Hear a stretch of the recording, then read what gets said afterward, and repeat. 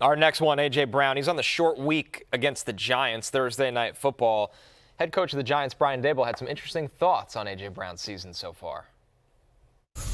Yeah, you watch all the games, and you watch him when he's out there get open, big, strong, fast, has good hands, can run any route you want him to run. I'm sure they can throw him the ball as many times as they want. That means Saquon doesn't get it, or give it to Saquon, and A.J. doesn't get it. There's one ball. They're all really good players. Smitty, I mean, I've been around Smitty. I think he's an exceptional receiver too. So I think whatever they want to do or think they need to do, that's what they'll do. You have to watch the tape. AJ's open a lot. But give it to Saquon, he's got productive yards. You run his own read or throw it to Smitty, there's another thing. There's a lot of weapons, I would say, on that offense. And whatever they choose to do is what they do.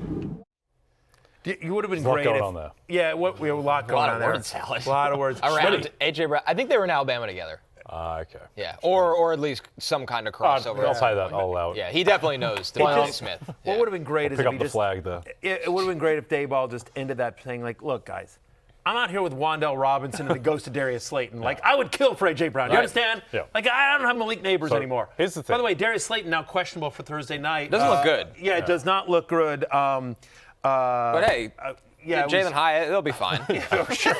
Wan'Dale Robinson, Jalen Hyatt. Theo Johnson. It's another right. Theo Johnson rides again. I just, I understand why Daboll is looking longingly over at A.J. Brown, given what he's dealing with. With A.J. Brown, and I don't want to accuse Brian Daboll of being a liar, but he's lying because A.J. Brown is not open. He's not getting open all the time. Yeah, but it's good content. It is good content. Yeah. I enjoyed the little, I don't know what he was saying there. I don't know what those words meant. But A.J. Brown is not getting open. Matt Harmon, who does a great job at reception perception, he did a deep dive on A.J. Brown about how A.J. Brown, his ability to separate, his ability to beat man coverage, zone coverage, has completely fallen off a cliff this year. You look at his game log this season, outside of the Rams game where they were playing in catch-up mode the whole time in the second half, dropping back every single play to throw the ball, he's done nothing.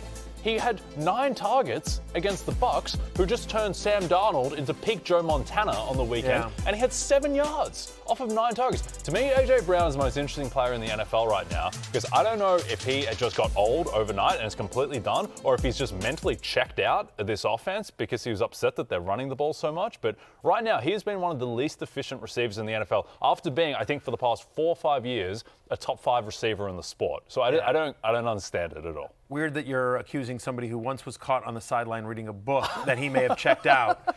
But I mean, like, it's definitely not physical to me. No, I mean, he was done. Like in the Rams game, he was blowing by guys in the Rams game. That's the thing. That's probably the tell. And I also feel like so maybe he's just like whatever, some sort of weird passive aggressive thing. I also feel like A.J. Brown is not one of these guys that always needs to be wide open. Like a big physical wide receiver, like I feel like if you get it near A.J. Brown, he's coming down with the ball. Right. Like I don't feel like there are certain wide receivers where I feel like a lack of separation is more concerning than it is with A.J. Brown, right? Yeah.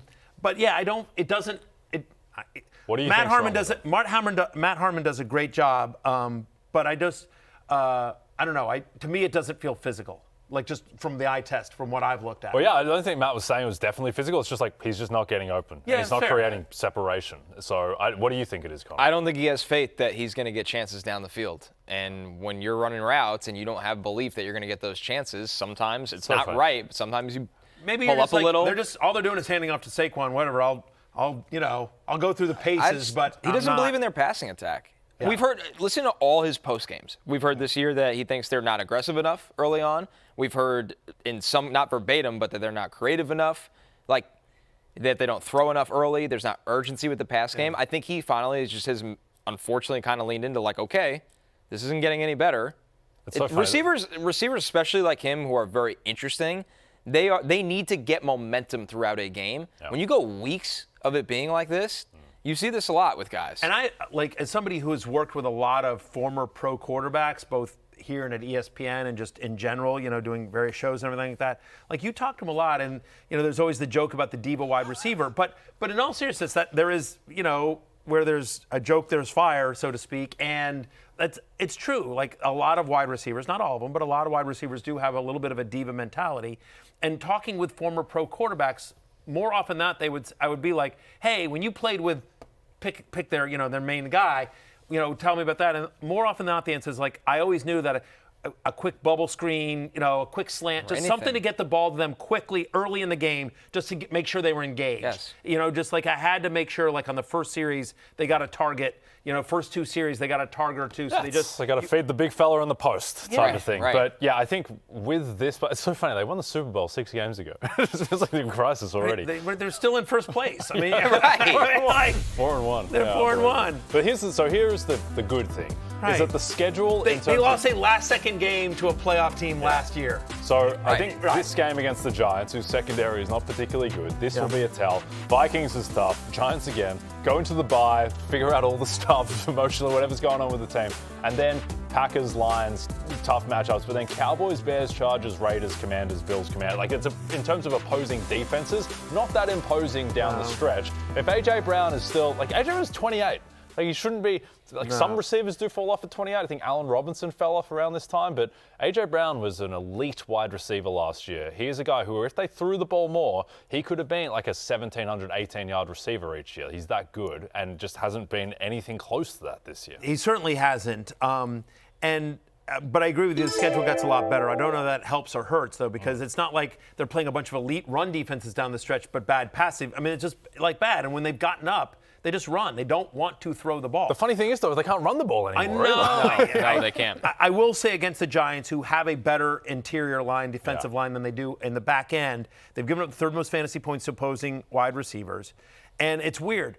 Over the past 4 games, for all the lack of production, he's got a 31% target share over the last 4 games. And some of that's inflated by various games here, but last year against the Giants, who basically scored 20 fantasy points, just to finish the bit, I am keeping it open on A.J. Brown reluctantly. I'm at wide receiver 21 this week.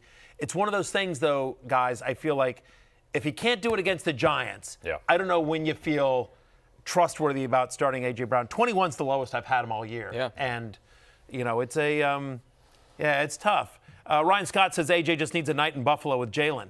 I agree, Ryan. That's true. I mean, Jay Croucher and I, The show was spiraling before that. a little bit. Yeah. Behind the scenes. He was checked out. I was doing more, monologue stuff and everything like that. And they were just like, oh, it's all going to Barry, and they're not really passing the ball to Jay. And we spent A.J. one Brown. night. Jalen Hurts, A.J. Brown. Yeah. We spent one night in Buffalo when we got that fixed. It's healing. It is Buffalo's healing. Yeah, Buffalo was healing. We'll always have that night. I believe we won our first Emmy after that. Imagine us having an Emmy. Couldn't be me. Definitely not you. I think we submitted one of the shows with Lawrence. Oh, there you go. Just to, have a chance. Yes, smart. Exactly. We didn't win an Emmy. We did win a FSGA award. That's true, Best which show. none of us Actually, were we there did. to accept. Yeah, Lawrence did accept it very proudly. Hey, it's Matthew Berry from NBCSports.com and RotoWorld.com, and I want to thank you so much for watching whatever it is you just watched, or if nothing else, being too lazy to click out of the autoplay after this video started, after whatever it is you actually wanted to watch finished. But now that you're here, I'd like to take a moment here to ask you respectfully now, okay? I'm asking you respectfully to subscribe to the NFL on NBC YouTube channel. You'll get the latest RotoWorld fantasy news headlines, all sorts of great shows, including my own Fantasy Football Happy Hour. So go subscribe now. Again, I'm asking respectfully.